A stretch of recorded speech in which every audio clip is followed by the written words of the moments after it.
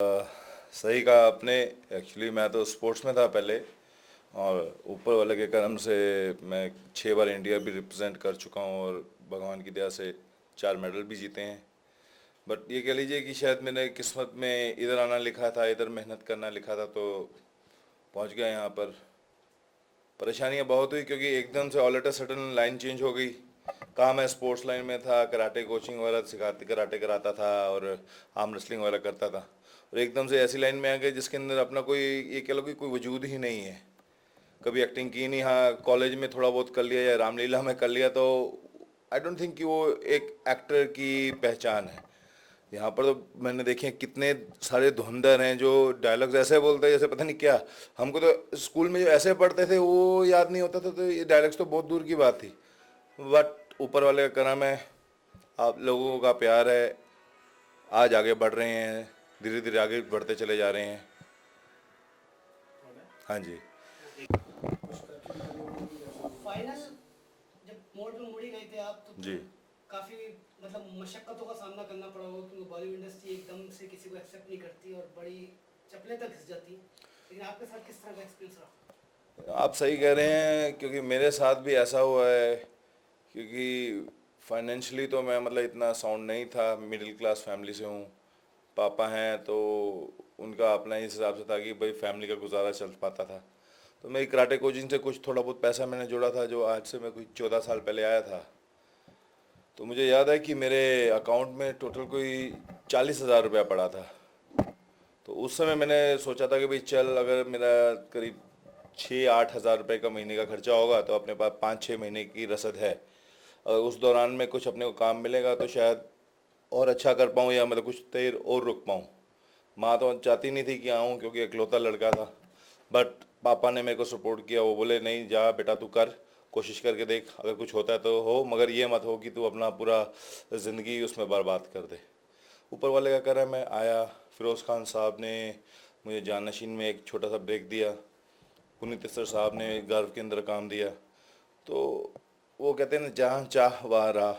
तो धीरे धीरे रास्ते अपने आप बनते चले गए, और धीरे धीरे आज ये जो 1-2 महीने का सफ़र था वो 14 साल का हो गया, और भगवान की दया से करीब 55-56 फिल्में कर चुका हूँ।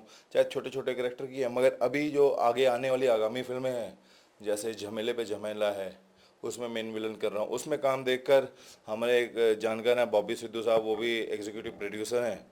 उन्होंने मेरे को एक नई फिल्म दिलवाई है एहसास, जिसमें मेन विलेन कर रहा हूँ एजाज खान के अपोजिट।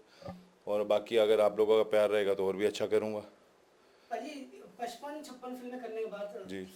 हिंदुस्तान का एक बड़ा ही स्टाइलिश इंसान के साथ आपने किया है, जिसने फिरोज खान नाम है। जी। जानशीन में किस तरह का एक्सपीरियंस रहा उनके साथ, क्योंकि इंडस्ट्री में बहुत ही ज़बरदस्त अंदाज में जी हैं वो। सर मैं आपको बताना चाहूँगा कि मैं फ़िरोज़ खान साहब का बहुत बड़ा फ़ैन हूँ। उनके स्टाइल का मैं कायल हूँ। जो उनके स्टाइल हैं, जो उनका बात करने का तरीका है, हैज़ अप टू दैट बंदा। मतलब ये कह लीजिए कि मैंने 2000 के अंदर मैंने वर्ल्ड चैम्पियनशिप के लिए वर्जीनिया बीच जाना था, वर्ल्ड आर्म रेसलिंग चैम्पियनशिप के लिए। तो मुझे कुछ पैसे की कमी थी, मेरे पास 1,60,000 रुपये तो मैंने अरेंज कर लिया था, बट 1,40,000 कुछ कम पड़ रहा था। उन दिनों में बॉम्बे में आया, मैंने चल यार इतने सारे फिल्म स्टार हैं, फिल्म एक्टर हैं, तो ट्राई करते शायद कोई हेल्प कर दे। तो उस समय मैंने फ़िरोज़ खान साहब को फ़ोन मारा था। आप मानोगे नहीं, मेरी किस्मत इतनी बढ़िया थी कि उस समय फ़िरोज़ खान साहब ने खुद फ़ोन उठाया। तो मैं आपको बताता हूँ, मैं थोड़ा एक्ट करके बताऊँगा उन्होंने कैसे कैसे किया, तो आप देखो। मैं, हेलो, हाँ जी सर, नमस्कार, क्या मैं फ़िरोज़ खान साहब से बात कर सकता हूँ? उन्होंने क्या बोला, या मैं नो उस ऑनलाइन। मैं भूपेंद्र सिंह बोल रहा हूँ। सर मैं एक आर्म रेसलर हूँ, इंडिया के लिए खेलता हूँ, और ऐसे ऐसे मेरे को वर्ल्ड चैम्पियनशिप के लिए जाना है, तो उनसे थोड़ा मदद चाहिए थी। या this is F K speaking. मैं, अरे सर, सर आप लाइन पे हो sir? Sir I can't believe that I am talking to my favourite actor.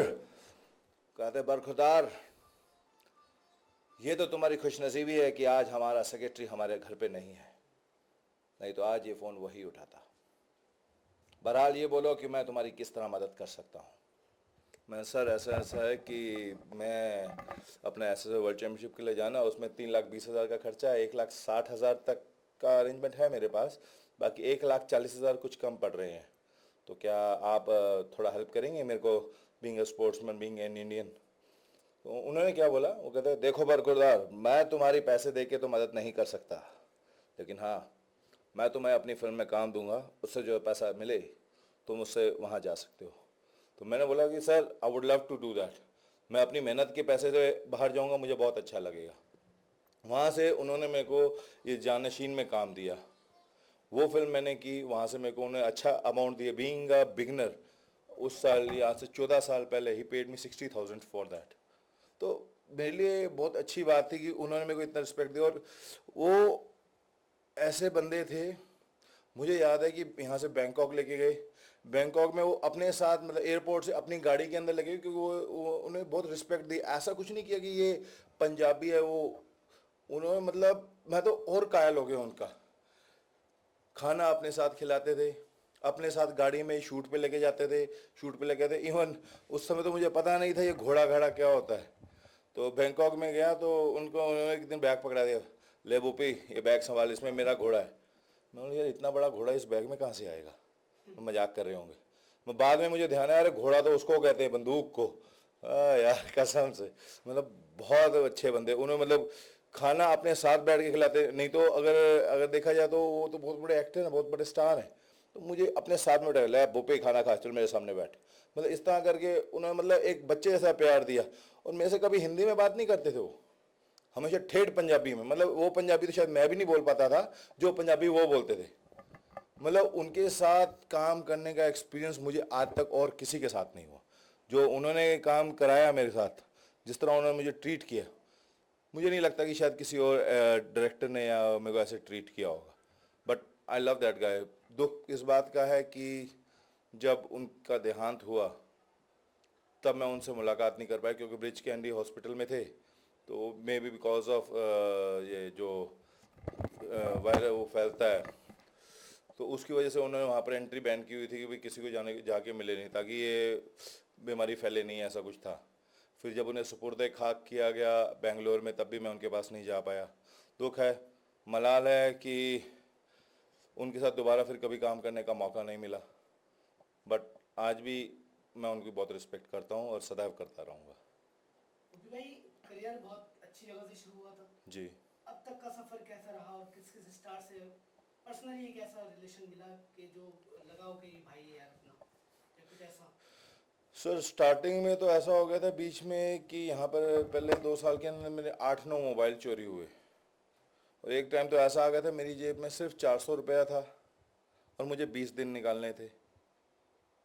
अब मैं ये सोच रहा था कि मैं इन 400 रुपये से खाना खाऊं या स्ट्रगल करूं। अगर मैं खाना खा लूँगा तो स्ट्रगल नहीं कर पाऊंगा, स्ट्रगल करनी है तो मुझे खाना चाहिए, तो चलने फिरने के लिए जान चाहिए। तो मैं बोलूँ अब क्या करूं, तो करूं क्या। तो हमारे ये आदर्श नगर चौक पे एक वड़ा पाव वाला था, तो वो अपना दोस्त बन गया था। मैं उसको बोला देख भाई ऐसा है कि मेरे को ऐसा थोड़ा प्रॉब्लम है, तो मुझे थोड़ा तेरी मदद चाहिए। कहता बोलो क्या। मैं भाई ऐसा मेरा पैसा 20 दिन बाद आएगा, तो 20 दिन तक जो भी है मैं तेरे से खाऊंगा, बाद में मैं तेरे को पे करूंगा उसका। कहता अरे बिंदास जो खाना खाओ यार, बाद में आराम से दे देना, कोई टेंशन नहीं। उस बंदे ने, मैं उसको आज भी दिल से दुआ देता हूँ, उसने उस बुरे वक्त में मेरा साथ दिया। अगर आज कहीं हो, अगर वो सुन रहा हो तो शायद उसको भी अच्छा लगे और कई और लोगों को भी शायद ऐसे मदद करेगा वो। तो 20 दिन तक उससे मैं सुबह एक चाय पीता था, एक समोसा पाव सुबह, एक समोसा पाव शाम को, ये मैं खाता था। 20 दिन के बाद जैसे ही पेमेंट आया, मैं सबसे पहला पेमेंट उसको किया और उससे लगातार फिर प्यार बना ही रहा। और जहाँ तक आप बात कर रहे हो एक्टर्स के साथ काम करने की, मैंने अभी तक जिन जिन के साथ काम किया है वो है रजनीश दुग्गल, जॉन अब्राहम, अभिषेक बच्चन, सलमान भाई।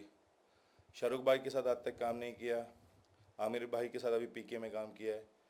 और सन्नी पाजी के साथ काम किया है, अक्षय पाजी के साथ काम किया है। मैं इनमें जो सबसे ज़्यादा मुझे अच्छा लगा काम करने में, वो अभिषेक भाई के साथ लगा, जॉन भाई के साथ लगा। वो बहुत फ्रेंडली हैं, हेल्पफुल हैं। सलमान भाई के साथ लगा, उन्होंने बहुत अप्रिशिएट किया मुझे जब मैं गर्व फिल्म कर रहा था।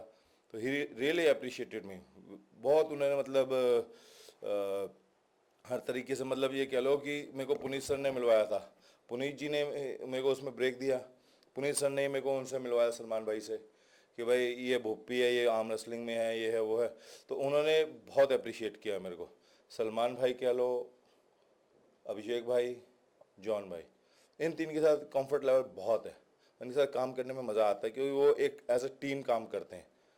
बाकियों के साथ भी काम किया, उनके साथ भी अच्छा हुआ। सनी पाजी हैं, उनके साथ मैं 4-5 फिल्में की हैं, मगर जो मज़ा बाकियों के साथ, कि सनी पाजी का क्या रिजर्व नेचर है थोड़ा, वो मतलब ज़्यादा बात नहीं करते, तो हम ज़्यादा उनको परेशान नहीं करते क्योंकि उनका नेचर ऐसा है। मगर वो भी बहुत अच्छे हैं, मगर इनके साथ जो काम किया उसका मज़ा ही अलग है। सलमान भाई के साथ तो अल्टीमेट।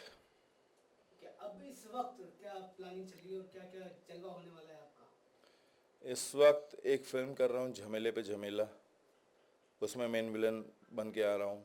बहुत खुशी है कि ऊपर वाले ने एक ऐसा मौका दिया है मेरे को, और अपनी तरफ से फुल एफर्ट्स डाले हैं मैंने उसमें। वो देखिए आप, उसको देख के आपको पता लगेगा कि कैसा काम है, क्या है। और उसके अलावा एहसास है फिल्म, उसमें मेन विलेन कर रहा हूँ। मतलब अभी वो शूट चालू नहीं हुआ, तो जैसे शूट होगा तो मैं उसके अपडेट्स आपको दूंगा, तो आपको पता लगेगा। मैं तो यही दुआ करूँगा कि आप जाके देखिए कि उसमें क्या काम किया मैंने। उसमें खूबियाँ मत बताना मुझे, मुझे मेरी कमियाँ बताइएगा ताकि मैं उनको और इम्प्रूव कर सकूँ।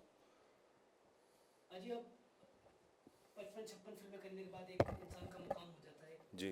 बहुत बड़ा नाम हो जाता है। जी। सबसे पहले ऑडियंस ने प्यार कहाँ पर दिया जब आप कहीं गए विजिट करने, कहाँ पर? सर मुझे याद है कि मेरी फिल्म थी धूम, जिनमें मैंने अभिषेक भाई के साथ काम किया था। एक छोटा सा चंक था उसमें, अनवर हटेला का, जो मैंने किया था।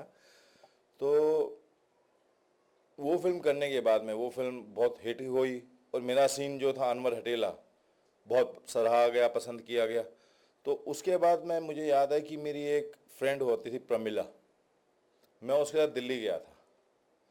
वहाँ पर अप्पू घर था उस समय, अब तो वो बंद हो चुका है, अम्यूज़मेंट पार्क था। मैं वहाँ पर सेम वैसे ही गेटअप में गया था। तो वहाँ पर पब्लिक तो ऐसे टूट पड़ी थी कि बस मैं आई वॉज टोटली फ्लैट, कि यार कुछ एक अलग उपलब्धि की है मैंने। तो मतलब जितने बच्चे और पब्लिक आए, ऑटोग्राफ ले रहे हैं, फ़ोटो खींच रहे हैं, मतलब वो तो मोमेंट कुछ अलग ही था। सबसे पहला प्यार मुझे वहाँ मिला। उसके बाद में एक बैकपाइपर की ऐड किया था मैंने, उसमें हुआ। फिर उसके बाद में ये आपका उनके साथ में आया था, सन्नी पाजी के साथ में जो फिल्में आई, नक्शा, कैसे कहूँ कि प्यार है, फुल एंड फाइनल, अपने, तो उनके अंदर और ज़्यादा प्यार मिला। तो सबसे ज़्यादा प्यार तो मुझे जहाँ तक है अभी तक धूम से मिला है। बाकी अभी फिल्म कर रहा हूँ दिल फिरे, उसकी शूट के लिए मैं गया था आगरा में। आगरा में लोग इतने वो हो गए भावुक, उन्हें इतना प्यार दिया कि मैं क्या कह सकता हूँ। सलीम चिश्ती जी की दरगाह पे गया, वहाँ पर जो हुजूम था वो भी उमड़ पड़ा हम पर, बहुत अच्छा लगा। और पब्लिक का जो प्यार मिला, इट वाज अल्टीमेट। मैं उसका कोई मतलब सामी नहीं है। आज फाइनली ऑडियंस से क्या कहना चाहोगे? और फाइनली तो खैर मैं अभी फाइनली तो नहीं कहूँगा, मतलब मैं तो ऑडियंस से यही दरख्वास्त करना चाहूँगा कि जिस तरह आपका प्यार मुझे आज तक मिलता आया है, मैं आपसे हाथ जोड़ के यही विनती करूँगा कि इसी तरह आगे भी मुझे अपना प्यार देते रहिए, और मुझे अपने पलकों पर बिठा के रखिए। थोड़ा भारी हूँ, मगर बिठा लोगे आराम से।